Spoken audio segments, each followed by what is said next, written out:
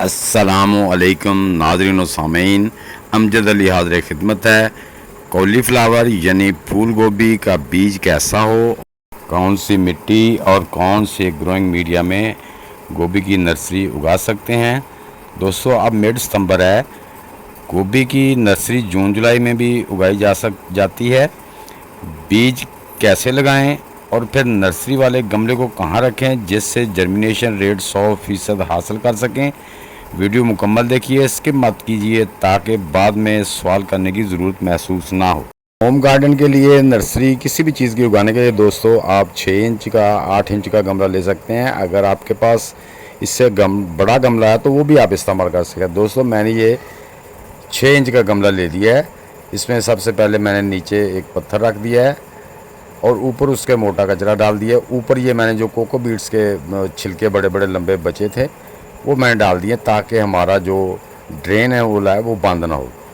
तो हम इस पर थोड़ा शावरिंग कर देंगे। जो कोकोबीट के छिलके हैं, बड़े बड़े रेशे हैं, ताकि वो वाटर होल्डिंग का हमें काम देंगे। छिलके भी हमारे जो है ना ये भी काफ़ी हद तक वाटर होल्डिंग का काम देते हैं। तो देखो दोस्तों, मैंने इसको पानी से थोड़ा मॉइस्चराइज कर दिया है। अब मैं इसमें जो मेरी गार्डन सोइल है ये मैंने कैसे बनाई है, इसमें 50% मेरी गार्डन सोइल है जो कि बिल्कुल भालू मिट्टी है। और इसमें मैंने जो है ना वो किचन वेस्ट डिकम्पोज जो थी वो 50% वो मिला ली है। ये बहुत ही सॉफ्ट मटेरियल बन गया है जिसमें हमें जो बीज का जर्मिनेशन रेट है वो इंशाल्लाह 100% मिलेगा। तो दोस्तों, गमले को आपने आधा नहीं भरना, हाँ, क्योंकि आधा भरेंगे तो उस पर वो शेड आ जाता है, उसमें धूप नहीं सही आती। तो आपने इसको जो है ना वो ऊपर तक आधा इंच ऊपर से नीचे तक जो है ना भर लेना है।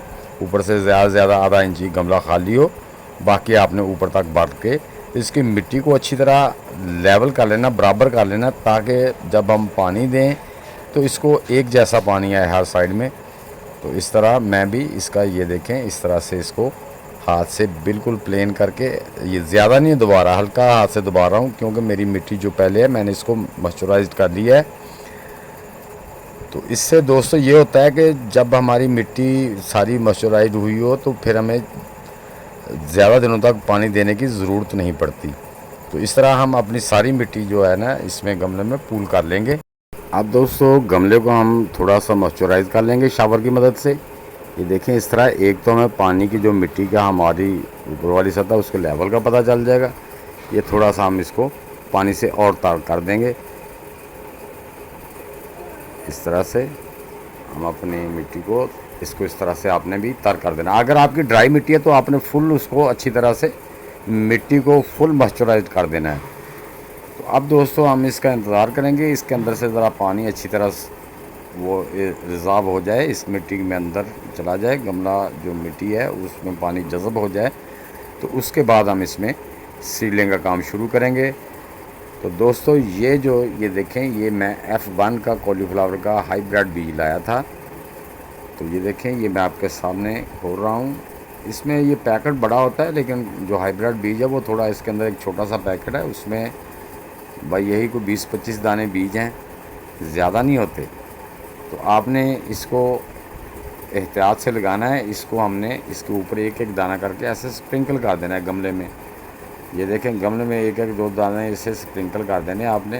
ये बीज बड़ा बारीक होता है सरसों की तरह, या वो जो हमारे साग का होता है सरसों का, या शलजम का बीज, बल्कि इससे बारीक होता है।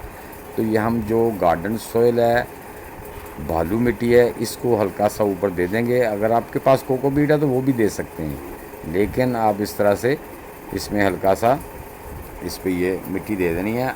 क्योंकि हमारे गमले वाली मिट्टी में काफ़ी हद तक नमी मौजूद है, ऊपर से हमने वाटरिंग नहीं करनी, अब इसको छोड़ देना है। वो ऊपर वाली मिट्टी खुद ही नीचे वाली नमी से वो नम हो जाएगी, उसमें मॉइस्चराइज आ जाएगा। अब दोस्तों हमने करना क्या है, हमारे बीज लग चुके हैं। तो दोस्तों, एक तो हम, आपके पास अगर ग्रीन नेट है तो उसके अंदर आप इसको रख दें। अगर आपने वो ग्रीन नेट का कुछ छोटा सा बनाया हुआ है शेड तो उसमें रख दें, या फिर आप सेमी शेडिया में रखें जहाँ पे दोपहर की जो 3-4 घंटे की धूप है वो ना आती हो। हाँ जी, इस तरह आप रख सकते हैं। या इस पे ऊपर कोई जाली से किसी ऐसी जिसके छन के धूप आए, लेकिन रखना सनलाइट में, सारा दिन की धूप लगे लेकिन डायरेक्ट धूप ना लगे, वो किसी चीज़ से रुक के आए, जैसे ग्रीन नेट है या किसी और किस्म की नेट है, वो आपने ऊपर इसके दे देनी है। तो दोस्तों आप ये देखें, ये बालू मिट्टी में भी, सिर्फ आप बालू मिट्टी में भी अपनी नर्सरी उगा सकते हैं, उसमें बड़ी अच्छे तरीके से उगती है। उसमें थोड़ी आप कोई भी किचन वेस्ट डिकम्पोज की डाल लें, या उसमें 25% गोबर की गली हुई खाद भी डाल सकते हैं, उसमें भी आप आसानी से नर्सरी उगा सकते हैं। नर्सरी वाले भी सादा बालू मिट्टी में ही नर्सरी उगाते हैं दोस्तों, वो इतना अपने खर्चा करेंगे तो उनको बचत कहाँ से आएगी। वो नर्सरी के जितनी भी नर्सरी उगाते हैं वो सादा मिट्टी में उगाते हैं, बालू मिट्टी में ही वो नर्सरी उगाते हैं, उस पर ज़्यादा खर्चा नहीं करते। तो दोस्तों उम्मीद है मेरी ये छोटी सी वीडियो आपको पसंद आई होगी। अगर पसंद आई है तो इसे लाइक और शेयर लाजमी कर दें। नए दोस्त भी लाइक, शेयर और चैनल को सब्सक्राइब करके बेल आइकन को ज़रूर दबा दें, ताकि हर नई वीडियो की इतला आप तक पर वक्त पहुँच सके। तो दोस्तों मिलते हैं इंशाल्लाह नेक्स्ट वीडियो में, तब तक के लिए आप सब दोस्तों को अल्लाह हाफिज़।